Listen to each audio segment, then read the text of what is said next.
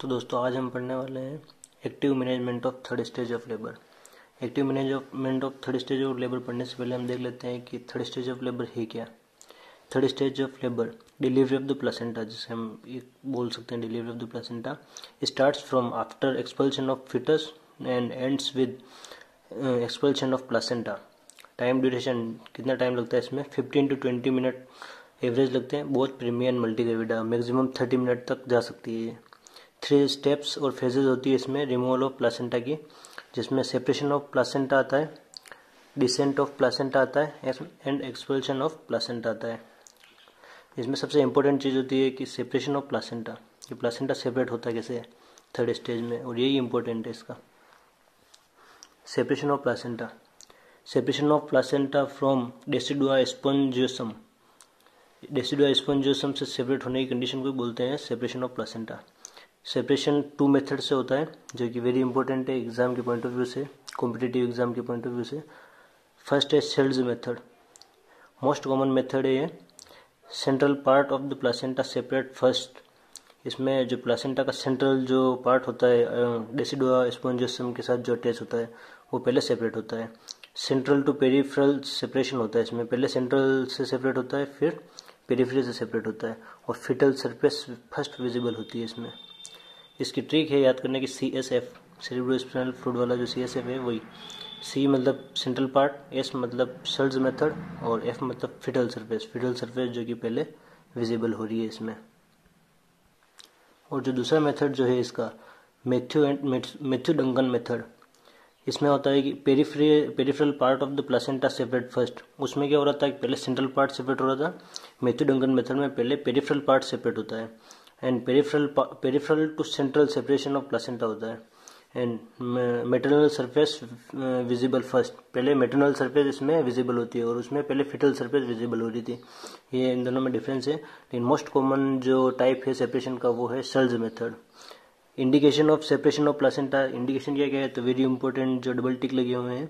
Increase length of umbilical cord, first priority हम इसको देंगे अगर कॉम्पिटिटिव एग्जाम में आता है तो। Increase length of umbilical cord को। Then sudden gush of blood through vagina, जिसको सेकंड प्रायोरिटी देंगे हम।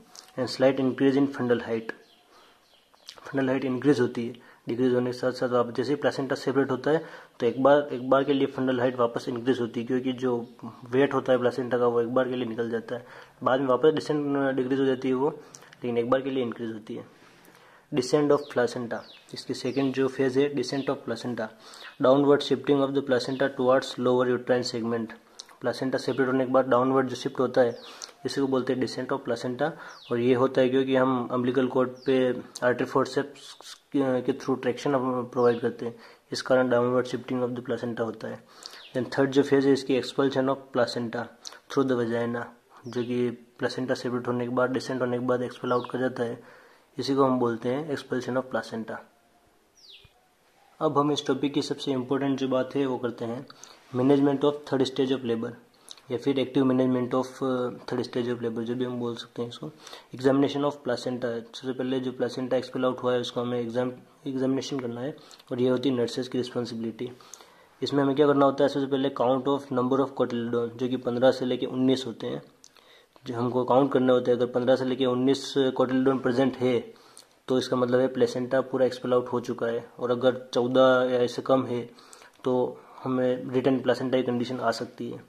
To ensure complete expulsion of placenta and membrane, ये कंप्लीट एक्सपल्शन ऑफ प्लेसेंटा के लिए हमें कोटिलिडोन की काउंट करना पड़ता है। देन हम करते हैं फिजिकल असेसमेंट।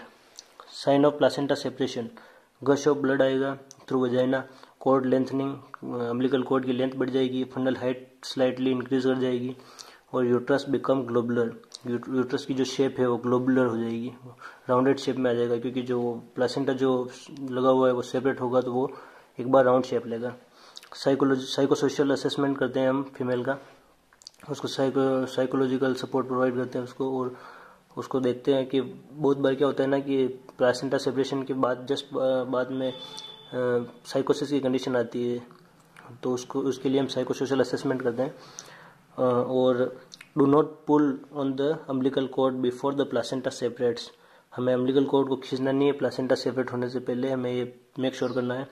और even with an uncontrolled uncontracted uterus, हमें अनकॉन्ट्रैक्टेड यूट्रस में भी अम्बिलिकल कॉर्ड को नहीं खींचना है। अगर हमें पता चल रहा है कि एब्डोमेन पे कॉन्ट्रैक्शन नहीं आ रहे हैं, मदर बियरेबल प्रेशर नहीं लगा पा रही है, तो हमें अम्बिलिकल कॉर्ड को नहीं खींचना है।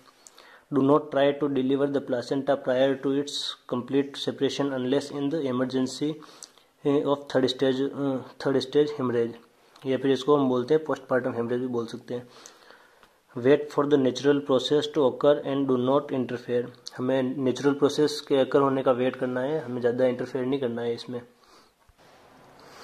इसमें बहुत सारी प्रॉब्लम हो सकती है, जैसे जो थर्ड स्टेज ऑफ है सेपरेशन, जो डिलीवरी ऑफ द प्लासेंटा की है, इसमें बहुत बार क्या होता है ना कि कोटिलिडोन 14 से कम रह जाते हैं, यानी कि इसमें failure of expulsion of placenta even after 30 minutes of expulsion of foetus के 30 मिनट के बाद भी प्लासेंटा या तो आधा अंदर रह रहा है या फिर एक्सपल आउट ही नहीं हो रहा है, पूरा ही 30 मिनट हो चुके हैं। तो हम क्या करना, उस कंडीशन को हम बोलते हैं रिटेन्ड प्लासेंटा, प्लासेंटा अंदर रह चुका है और ये बहुत बड़ा कॉम्प्लिकेशन है, complication of third stage of labour.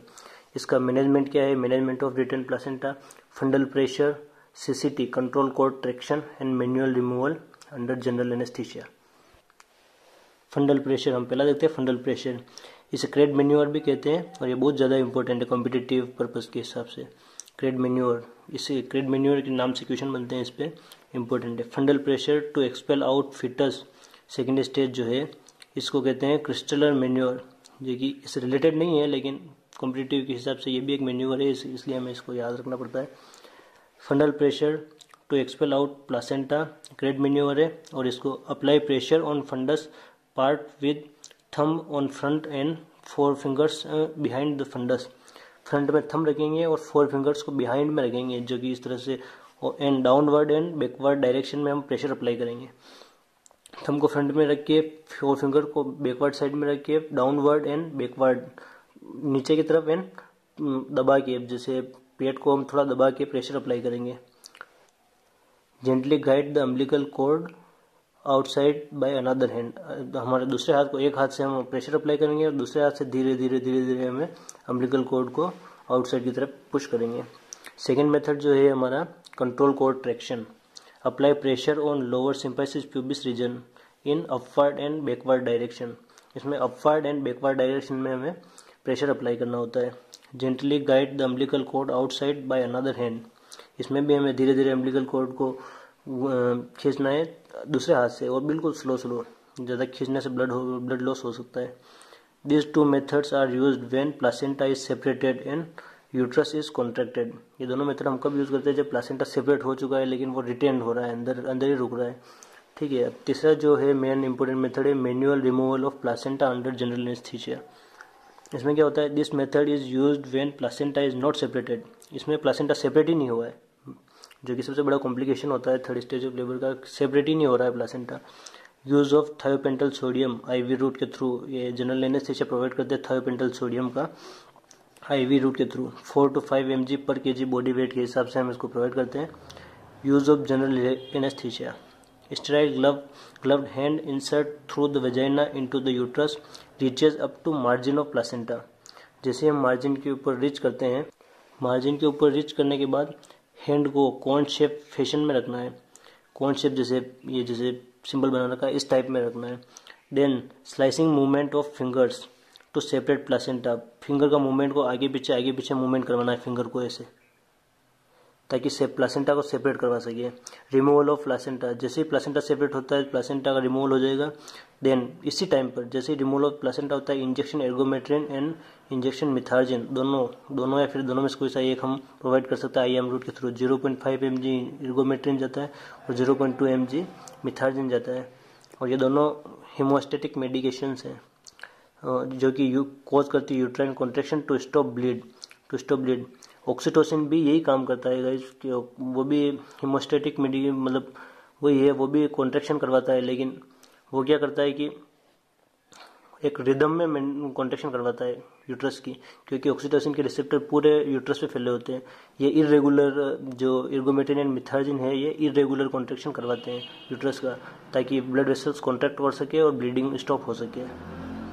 After injection removal of inserted hand, हाथ को हम तभी वापस बाहर निकालेंगे जब ये इंजेक्शन हम दे देंगे पेशेंट को ताकि ब्लीडिंग रुक सके। अगर हम हाथ को पहले ही बाहर निकाल देंगे तो हाथ के साथ साथ बहुत सारा ब्लड लॉस हो सकता है पेशेंट को।